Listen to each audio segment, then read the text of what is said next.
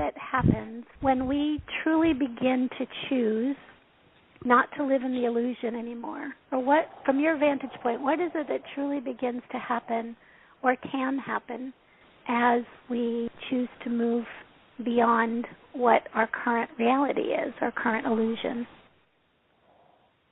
That's a good question, Suzy. Let's just think about that. Okay. The point of coming into the earth plane and creating a brand new conscious ego expression each time is to have a unique filter on how we view life.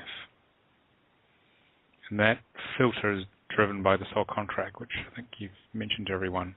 And it's because the soul's examined all its past lives and all the different themes that run in those lives. And it's designed a very specific variation on those themes to explore these areas in the current lifetime. And so it basically programs in many areas of unconsciousness in the ego. And we discover these by trial and error through the process of life. And so that's why when we first awaken here, we discover that we're getting everything that we don't want in life. Because the soul's deliberately creating it because it's actually in charge of each moment of how our lives manifest.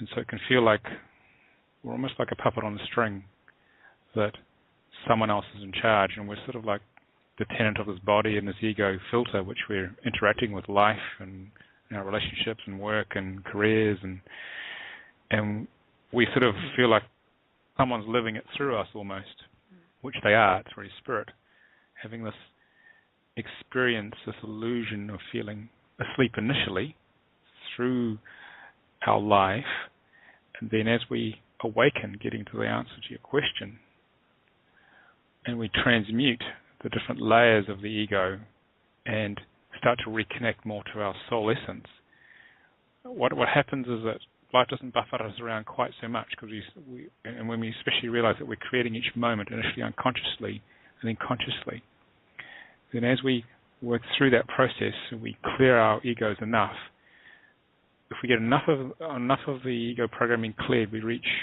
what I call the point of soul integration. This is really to answer your question, where the soul has cleaned up the ego enough so it can express through us. So then we start to flow not based on our unconscious ego programs, but based on what I call the flow of the spiritual signature. There's always, in each moment, one right action the soul wishes to take.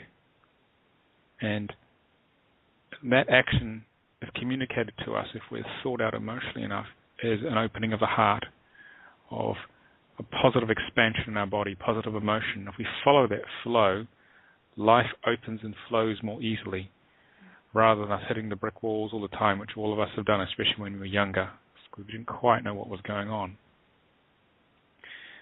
And once we start following that spiritual signature more and more of the time, as we burn through the layers of our ego, then life starts to flow with more grace and ease. We start to live what I call heaven on earth, where things just turn up, things just happen, we trust in the flow, and we know that there is one right action each moment which will resolve step by step whatever seemingly challenging situation, which they come in waves in life that we've manifested. And it's about being very much in the moment, and waiting for that flow, what feels right, not actually allowing our unconscious programs, whatever's left of them, to drive us forward. So that's where we take charge, our soul takes charge, and our ego is surrendering more and more to the point that it basically is fully reabsorbed into the higher self.